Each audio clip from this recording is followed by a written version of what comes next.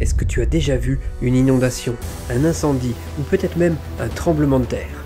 Aujourd'hui, on va te parler de catastrophes naturelles qui ont créé un véritable désastre.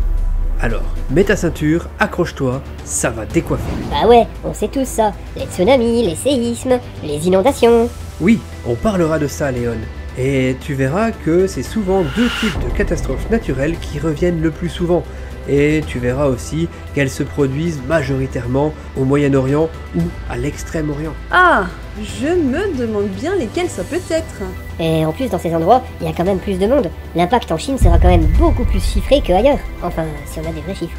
Numéro 10. Alep, en Syrie, tremblement de terre. En l'année 1138, à Alep, en Syrie, a eu lieu l'un des plus grands tremblements de terre que le monde ait connu. Une magnitude estimée à 8,5 sur 10. D'après les documents historiques, il y aurait eu près de 230 000 personnes mortes. Ah oui, ça fait quand même beaucoup de morts tout de même. Mais incroyable de remonter jusqu'à cette date. Il faut savoir qu'Alep, en Syrie, fait partie d'un système de failles. Elle repose sur la frontière entre la plaque géologique arabique et africaine. Ah oui, ces fameuses plaques tectoniques. C'est ça. En fait, une plaque tectonique, c'est un grand morceau de la lithosphère qui se déplace en surface du manteau terrestre. Ces plaques peuvent rentrer en collision les unes avec les autres, voire même passer l'une sous l'autre ou se frotter l'une à l'autre. Il arrive aussi parfois qu'elles s'éloignent l'une de l'autre. Numéro 9. L'océan Indien, tsunami. Le 26 décembre 2004, il y a eu un tremblement de terre sous-marin en Indonésie. Il a eu une magnitude estimée à 9,3 et se situe au large de la côte ouest de Sumatra. Ce tremblement de terre a provoqué un terrible tsunami. Il a frappé les côtes de plusieurs pays d'Asie du Sud et du Sud-Est. Cette catastrophe naturelle a fait plus de 230 000 personnes mortes. Aïe aïe aïe, et c'était il n'y a pas si longtemps que ça en plus. Alors, pour répondre à tes questions que tu te poses certainement, l'échelle qui est souvent utilisée pour connaître l'intensité de ces tremblements de terre s'appelle l'échelle de Richter. Et en tout cas, c'est ce que les médias utilisent le plus souvent. Elle est graduée de 1 à 10, ce qui veut dire que 9,3 c'est une magnitude très importante et très forte pour les humains. Allez, 8ème, à Haïti, tremblement de terre. C'est le 12 janvier 2010 qu'un terrible séisme a dévasté l'île d'Haïti. Il a tué près de 316 000 personnes. Et on ne parle même pas des dégâts matériels qui sont considérables. 7ème, Tangshan, tremblement de terre en Chine. Encore en Chine, me diras-tu? Cette fois-ci, c'est dans la province du Hebei, dans l'est de la Chine. C'est une ville industrielle qui a connu un très fort séisme d'une magnitude 8 sur 10 en 1976. Il provoqua la mort de 242 000 personnes et a fait plus de 164 000 blessés. Après avoir parlé de ces 4 catastrophes, on voit déjà de quoi tu parlais au début de la vidéo. Pour l'instant, on ne parle que de tremblement de terre, enfin quasiment. Et oui Léon, tu as trouvé l'une des catastrophes naturelles qui a fait le plus de ravages au monde. En 6ème position, on a Antioche en Syrie romaine.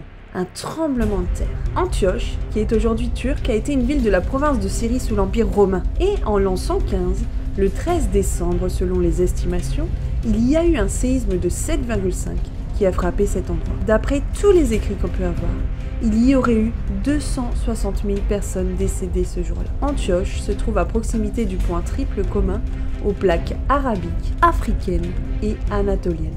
Ça me fait penser à une vidéo qu'on a fait lorsqu'on a cherché l'endroit le plus heureux sur Terre. Et je sais pas si tu te souviens, on a enlevé tous les endroits où il y avait beaucoup de morts. On n'a pas parlé des catastrophes naturelles à ce moment-là, mais on aurait très bien pu faire rentrer ce type de vidéo. Bon, si tu l'as pas vu, n'hésite pas à cliquer sur le lien en description, et au passage, n'hésite pas à t'abonner. On sort une vidéo par semaine, et on essaye de te faire plaisir chaque samedi. Numéro 5. Inde, cyclone. Cette fois-ci, on parle de cyclone. Et c'est en Inde, le 25 novembre 1839. En Inde, un cyclone va frapper la province de Coringa. Les vagues sont montées jusqu'à 13 mètres de haut. Elles ont détruit une grande partie de la ville et ont fait plus de 300 000 morts. Vivre près de courants d'eau, près des montagnes, parfois ça peut être très dangereux. 4ème, le cyclone de Bola. 500 000 personnes ont perdu la vie le 12 et 13 novembre 1970 au Bangladesh. À l'époque, c'était le Pakistan oriental, sûrement l'un des cyclones les plus meurtriers de l'histoire. Et tu vas voir que les 3 prochaines catastrophes naturelles ont eu lieu dans le même pays. Impressionnant! Troisième, Shaanxi en Chine, tremblement de terre. En 1556, en Chine, a eu lieu le pire tremblement de terre au monde, enfin, dont on a encore une trace écrite. On estime le nombre de morts à 830 000. Avec les évaluations modernes, ce séisme aurait eu une magnitude de 8. Ouah, quelle tragédie! La Chine a subi pas mal de séismes très mortels dans son histoire. C'est incroyable! Numéro 2. Le fleuve jaune en Chine, inondation. C'est encore en Chine, mais ce coup-ci ce n'est pas un séisme, mais bel et bien une inondation qui a fait plus d'1 million de morts en septembre 1887. Le fleuve jaune, qui est l'un des plus grands fleuves en Chine, a débordé et a dévasté 11 grandes villes chinoises et des centaines de petits villages. Ok, je ne crois pas qu'un jour j'irai vivre en Chine, moi. Ça n'a pas l'air d'être l'endroit où je serai le plus heureux. Rappelle-toi qu'il n'y a pas que ça pour être heureux, Léon. Numéro 1. La pire catastrophe connue à ce jour, Chine centrale, inondation. C'est encore la Chine qui détient ce triste record lorsque plusieurs fleuves ont eu une crue exceptionnelle, ont débordé et ont fait une inondation chaotique. Si on prend en compte les noyades, les épidémies et tous les problèmes que cette crue exceptionnelle a engendrés, on estime le nombre de morts à plus de 3 millions de personnes. C'était courant juillet, août 1931.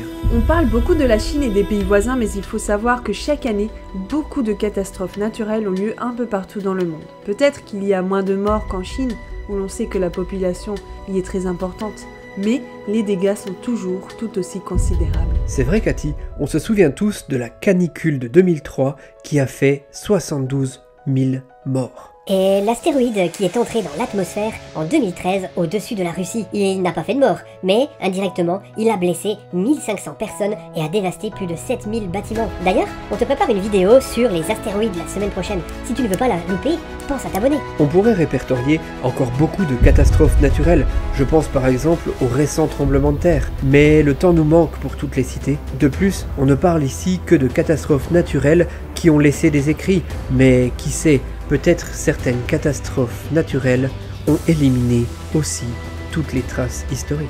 J'espère que cette vidéo vous aura plu. Dis-nous dans les commentaires si tu as déjà vécu une catastrophe naturelle. Il est temps pour moi de vous laisser. Je vous laisse avec ces images. C'était le Chat Perché. Allez, ciao!